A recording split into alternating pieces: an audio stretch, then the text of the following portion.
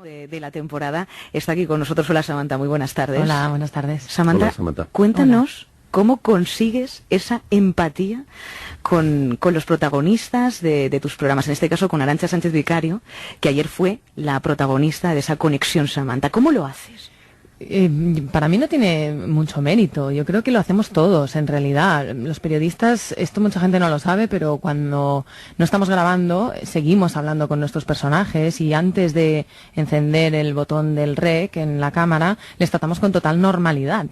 Lo que sí que nos pasa muchas veces es que al empezar a grabar parece que nos ponemos en el papel de periodista, ¿no? Y pum, cambias la voz o el tono o la manera de tratar, como que te pones serio, ¿no? El periodista. Y nosotros evitamos hacer eso. Lo que intentamos hacer es continuar hablando con la persona con total normalidad. De hecho, muchas veces lo que intentamos es que ellos no se den cuenta de cuándo estamos grabando y cuándo no, para que ellos tampoco se pongan en el modo entrevista. Ayer, ¿no? por ejemplo, con Arantxa, ella te preguntó, oye, ¿esto está grabando? ¿No está grabando? ¿Hubo partes en que te sucedió Claro, eso? es que se trata justamente de eso, de que todo fluya con naturalidad, ¿no? Lo que queremos captar es justamente la espontaneidad de esos momentos que no hemos visto anteriormente en gente tan conocida como Arantxa Sánchez Vicario, ¿no? Esa es la clave. Dos cosas, Samantha. Dime. Tú fuiste a ese encuentro con Arantxa con el propósito firme de sorprenderla y de ir un poco más allá de lo que se sabía de ello. Número dos, ¿te sorprendió finalmente o no? Pues no te puedo decir que me sorprendiera, porque la verdad que conocía... ¿Te estás refiriendo al conflicto con la familia? Sí. Bueno, vamos a explicarlo, Sobre porque todo. los oyentes tengamos en cuenta que era la primera entrevista concedida tras la presentación de su libro, en el que confesaba su pasado familiar, el Es verdad, por es verdad, qué que estamos ya dando no por tiene... supuesto, pero no todo el mundo está al corriente. Claro, Sí. muchos de nuestros oyentes pueden no saberlo, es la primera entrevista después de lo que estamos comentando, el por qué ya no tiene contacto con sus padres. Eso es. En ese clima, tú intentas conseguir esa naturalidad de la que nos estás hablando. Claro, y además que se pudiera hablar con calma de este tema, porque no deja de ser un tema polémico, doloroso, por supuesto, para ella, a pesar de que yo creo que ella está en una fase más de asunción del tema, y creo que ha pasado ya un cierto duelo, pero aún así era una cosa delicada. Ella había obviado el tema con otros medios de comunicación, incluso después de la publicación de su libro, ¿no? Lo que pasa que creo que ella también era consciente de que no se podía ignorar el tema al 100%, porque no era lógico. Y lo que sí costó fue encontrar el momento de hablarlo, ¿no? Entonces, yo creo que aquí también intervino muchísimo el trabajo del equipo, el tiempo que pasamos con ella, el hecho de que ella poco a poco fuera cogiendo confianza en todos nosotros, hasta que llega un momento que entonces dices, bueno, ¿cómo estás? A De propósito verdad. del tiempo, ¿21 días? 21 días, no, esta vez hemos estado, no te creas, hemos estado algunos, bastantes, y no tantos, pero ha sido a lo largo de mes y medio. La acompañamos a ella a Marbella, en la Fed Cup, porque ella es la capitana de la selección española. Sí. Luego estuvimos con ella en Barcelona, en su casa y con su círculo más íntimo, y después la acompañamos a París, a Roland Garros. Entonces sí nos dio tiempo a estar con ella bastante. Sí, pero nos comentabas antes, es que me he quedado con la historia, el relato que está diciendo, bueno, ya está, es el momento de preguntar. Ese momento, ¿cómo se produce? ¿Cuándo se produce? ¿Y cuál fue la reacción de ella? ¿Tú te esperabas la reacción de Arantxa? No sabía cómo iban a ir las cosas, ¿no? Sí. Y ni siquiera sabía si realmente le podríamos acabar preguntando. Pero hubo un momento en el que estuvimos charlando a solas, estábamos Arantxa, Pep y yo, y hablando ya un poco de todo, del reportaje, un momento que dijimos, oye, te tengo que hacer 4 preguntas personales sobre este tema. Lo matamos y seguimos. Venga, vale, enciende la cámara.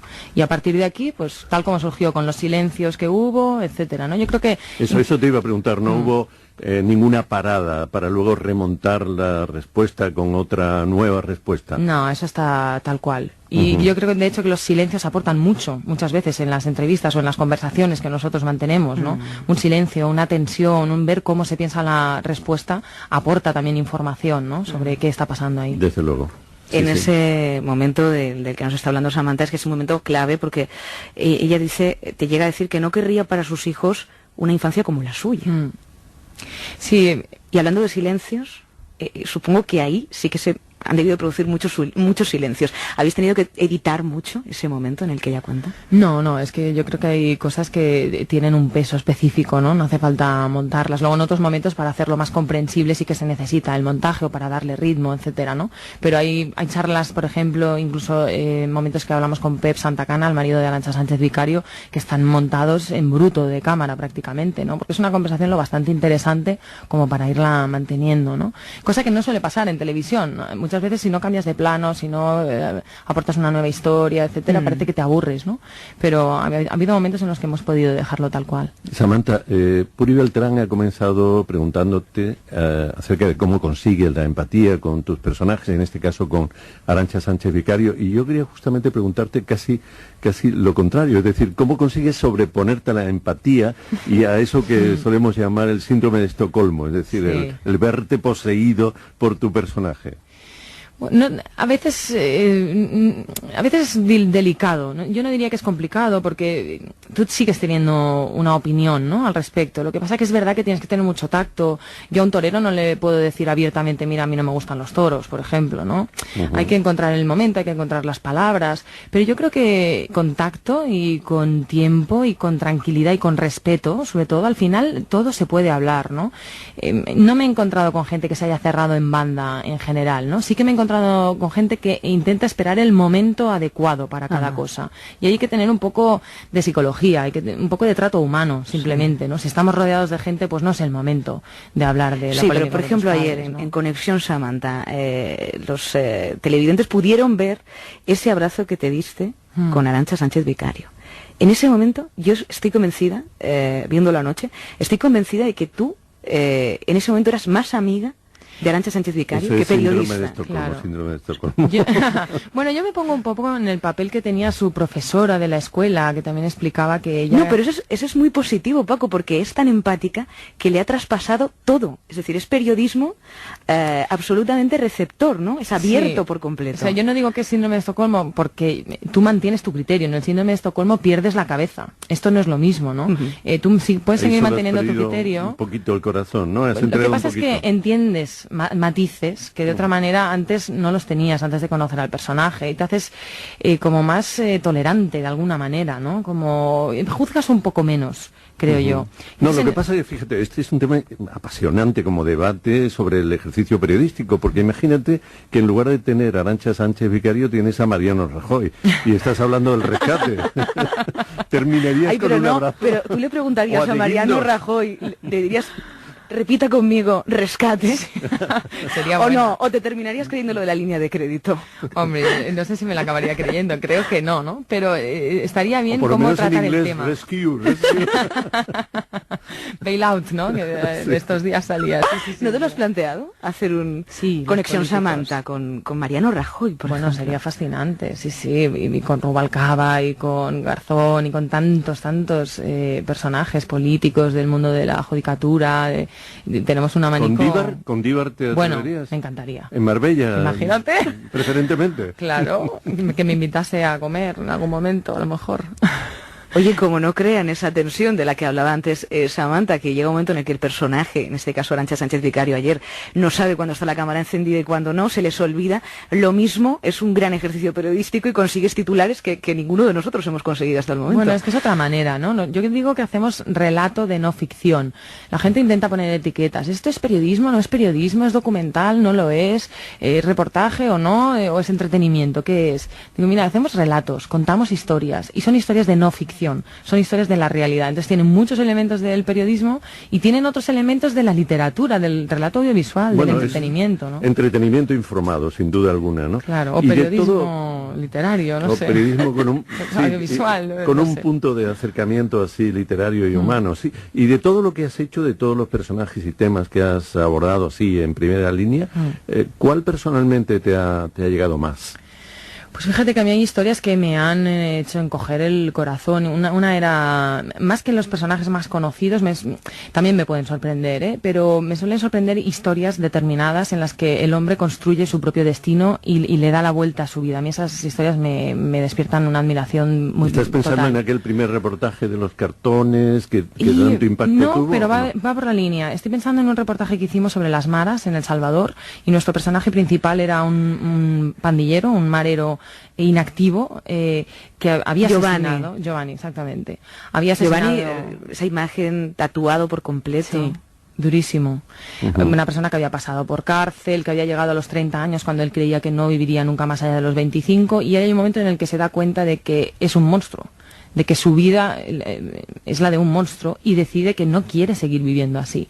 Y él empieza un programa de reinserción y empieza a dar charlas a familiares de gente asesinada por la Mara. O sea, me parece que tomar las riendas de tu vida de esa manera y transformarla, sabiendo que es un niño que a los 9 años estaba en la calle, que le acogió la Mara, que por eso empieza a asesinar y que la inercia le habría llevado hasta la muerte como un asesino, y que él gire su vida de esa manera, a mí son los personajes que me marcan. Pues fíjate que en relación con lo que hablábamos antes, esto sí es periodismo, porque una noticia sobre esta persona perdida en un telediario no nos dice nada, pero ese relato sí nos llega y necesitamos el tiempo para contar la historia. Por cierto, ¿qué historias tienes en cartera para la nueva temporada? Pues muchas. Bueno, ¿y cuándo empieza? Pues después de verano. Después de verano. Ahora vamos a descansar, descansamos en emisión, pero no en rodaje. O sea, yo ahora cuando salga de aquí seguimos hablando de los próximos temas, les vamos pasando... ¿Pero por dónde vas a ir? ¿Va a ser vamos más a seguir personajes locales o vas a seguir por América, por el mundo? Intentamos hacer un poco de todo, rodajes internacionales y también en España, y algunos que sean de personajes conocidos y otros temas más abiertos a gente desconocida, temas sociales, de denuncia o algo que nos pueda interesar por algún motivo en concreto, ¿no? Pero siempre que sean historias humanas, historias que tengan una evolución, historias que nos puedan llegar también al corazón. Lo que intentamos nosotros es combinar información con emoción, porque nos parece que la emoción también es importante, ¿no? Muchas veces te da la magnitud de la tragedia, la magnitud de la situación, de esas cosas, ¿no? Es la típica frase que ya se ha utilizado en 21 días, de no es lo mismo contarlo que vivirlo. Esto lo entiende todo el mundo. Tú sabes cuál es una realidad, pero cuando la sientes emocionalmente, esa realidad te cambia. Entonces, por eso nosotros intentamos que la gente lo vibre, se emocione con Estás hablando de sentir, incluso eres tan empática que tu mirada va cambiando. Empiezas con una mirada limpia, no sé si Paco está de acuerdo conmigo, empieza con una mirada limpia y tengo la sensación que va mirando, pero al final esa misma mirada es la misma y es limpia también. Ha cambiado, pero es limpia. Es la sensación como espectadora. No sé si es así, si tú lo vives así. Además de tener esa expresión al contar lo que hace, en el programa propiamente dicho, a mí me sorprende esa manera de mirar hacia atrás, de mirar a la cámara, que es un poco como hacerte presente, ¿no? De manera permanente. ¿Eso no altera tu guión previo, lo que tienes más o menos ordenado en tu cabeza para contar?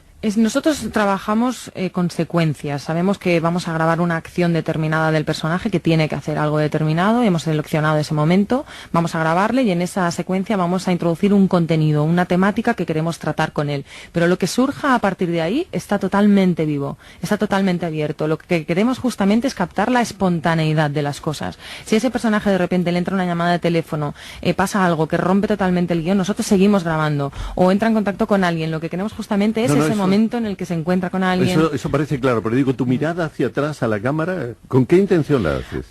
Se hace pocas veces, pero se hace alguna vez con una intención explicativa, ¿no? De reforzar en algún momento que por lo que sea, por ejemplo, en este programa de Arantxa Sánchez Vicario teníamos a Rafa Nadal un momento detrás, pero no podíamos hablar con él porque estaba en un entrenamiento el día anterior a la final. O sea, no podemos interrumpirle, ¿no? Entonces, pero sí que hay una imagen ahí que creo que es interesante explicar. Entonces yo ahí sí que me dirijo a cámara y explico lo que en ese momento me pasa por la cabeza, con la ayuda también del equipo, ¿no? Tengo una redactora de apoyo allí, entre las dos hablamos, venga, aquí ¿de qué tratamos? Esto, la gente que le rodea, la tensión, la concentración, vale. Y yo me preparo así como una idea, una frase mental y como salga en ese momento, ¿no?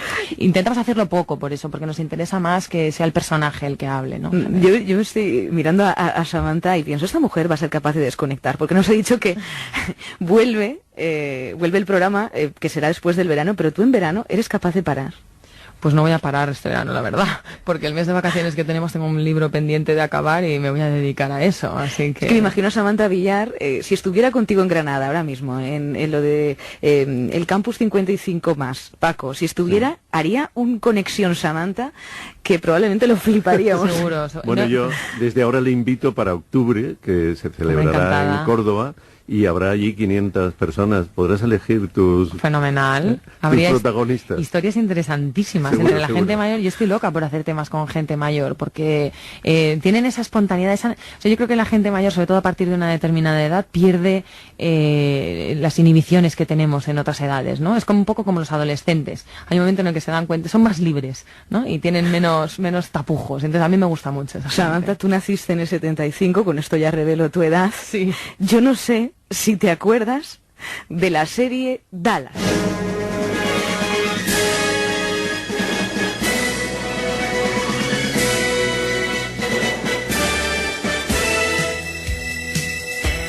Dallas vuelve. Paco Lobatón. Mira cómo se ríe. No me río porque... JR ha vuelto.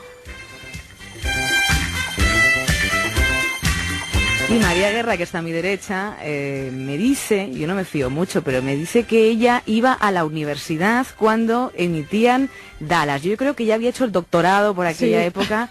María Guerra, buenas tardes. Hola, ¿qué tal? Buenas tardes. No, hombre, Dallas yo creo que empezó en Estados Unidos en el 78, pero aquí era muy ochentera. Sí, sí. Y yo, hola, ¿qué tal, Paco? Buenas Hola, tardes. María, buenas tardes. Pues yo estaba un poco así, facultad, entonces no había botellón, había Plaza del 2 de Mayo en Madrid. Sí. Pero bueno, no era una pasión, era un poco de fondo. Yo en realidad, después de la facultad, lo que veía era Falcon Crest.